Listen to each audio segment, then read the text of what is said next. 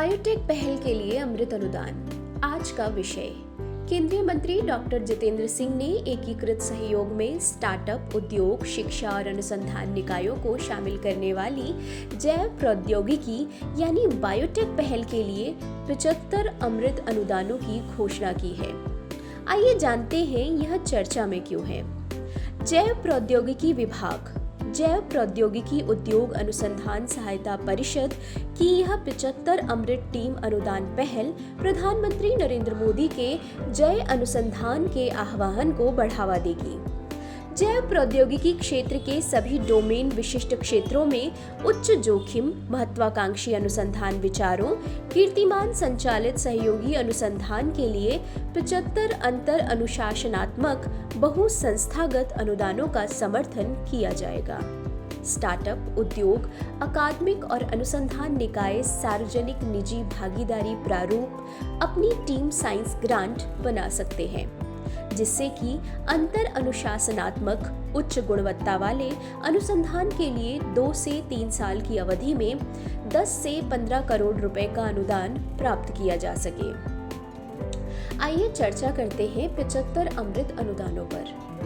भारत को जैव प्रौद्योगिकी के क्षेत्र में एक वैश्विक नेतृत्व के रूप में आगे बढ़ाने के उद्देश्य से राष्ट्रीय प्राथमिकताओं का समाधान करने के लिए ऐसा अनुदान व्यापक रूप से स्वास्थ्य, कृषि, बायोटेक, जलवायु परिवर्तन, संश्लेषित जीव विज्ञान और टिकाऊ जैव संसाधन प्रबंधन के क्षेत्रों में प्रदान किया जाएगा।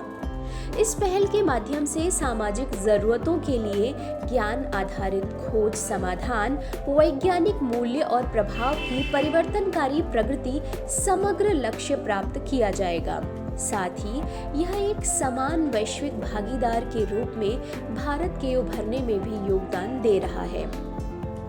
स्पिन आउट और उद्यम निर्माण इस पहल का एक प्रमुख घटक होगा, जो एक नए और अभिनव अनुसंधान कार्यक्रमों का समर्थन करने के लिए साझेदारी की उस गहरी नींव पर आधारित है जिसका उद्देश्य भारत को वैश्विक नेतृत्व की स्थिति में ले जाना है। इस पहल के माध्यम से महत्वाकांक्षी अनुसंधान विचारों, उच्च जोखिम, ज्ञान आधारित खोजों के लिए कीर्तिमान संचालित सहयोगात्मक अनुसंधान, शिक्षा और उद्योग दोनों के ही व्यापक कार्य निष्पादन के साथ समर्थन के लिए विचार किया जाएगा। आइए जानते हैं प्रधानमंत्री नरेंद्र मोदी का विजन।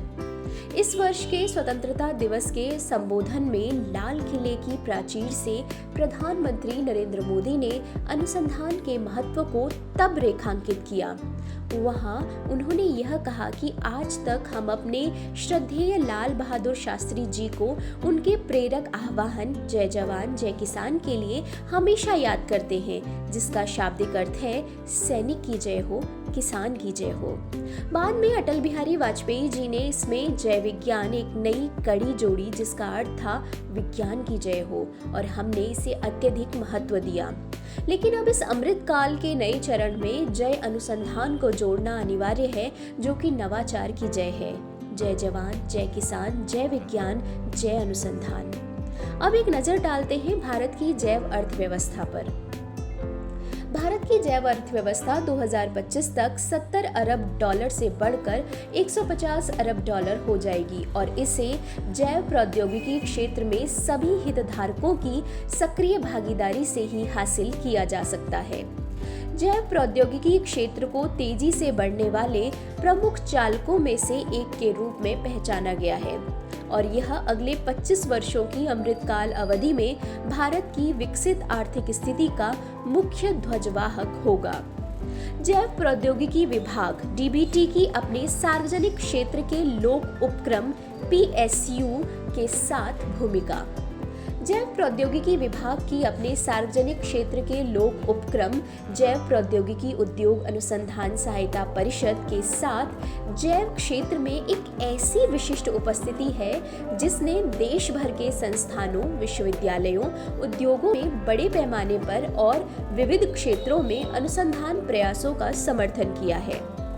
मातृ स्वास्थ्य और समय से पहले शिशु जन्म, जैव ऊर्जा और Indian SARS CoV-2 genomics consortium पर कुछ सह रचनात्मक कार्यक्रम हैं और ये सभी जैव प्रौद्योगिकी विभाग द्वारा समर्थित कई बार अनुशासनिक बहुसंस्थागत पहलों में से है।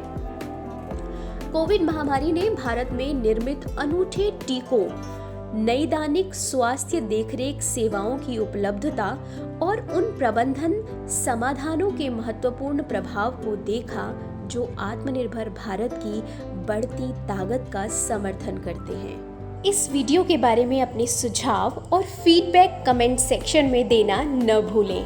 वीडियो को लाइक, शेयर और सब्सक्राइब ज़रूर करें।